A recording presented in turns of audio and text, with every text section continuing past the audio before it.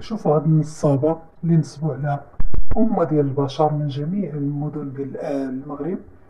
منهم ناس ديال أكادير، مراكش، حسيمة، طنجة، تطوان، الصحراء. ما خلاو على ما نصبوا وداو 15 ديال المليار ومشاو هربوا خارج البلاد.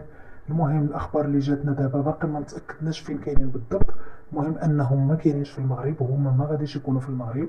كيف ما كيقول الناس راه لا، راه كاينين غير هنا، كاينين غير هنا، ولكن هما خارج البلاد. لأن شفنا قالنا شي حد راهم خرجوا من مشاو للمطار وخرجوا منه. غنقول لكم حسبي الله ونعم الوكيل، حسبي الله ونعم الوكيل فيكم. راه ما غاديش ان شاء الله تصرفوا على دوك الفلوس، ما غاديش تصرفوا عليهم. تيسحبوا راسهم صافي واش داو هذوك الفلوس، صافي راه صافي شدوا الدنيا كامله. ربي كبير، يمهل ولا يهمل، يمهل ولا يهمل ان شاء الله. وراه فضحهم الاخ رضا الطوجني. غادي تدخلوا القناه ديالو، انا غنخلي لكم هنا واحد المقتطف. وهذه هي الزوجة المصونة ديالو اللي ما كيتعداش العمر ديالها ل 21 سنة، اللي حتى هي كانت طرف من في هذه النصبة.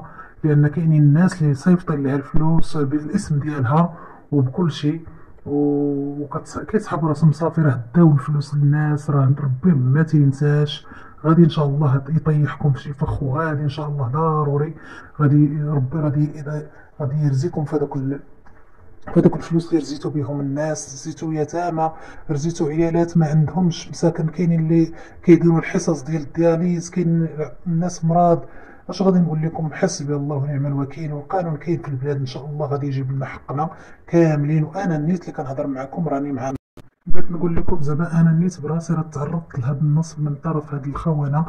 دخلنا معاهم على باش نكونوا زعما نديروا قرعات مع الناس ومع العيالات، وداروا لنا همايا على الله هو شنو كيدير، واش كيتاجر في شي حاجه اللي ماشي هي هذيك.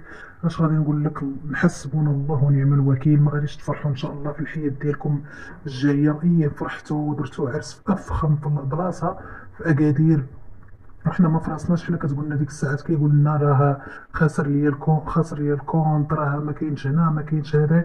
المهم اش غادي نقول لكم؟ حسبي الله ونعم الوكيل فيه.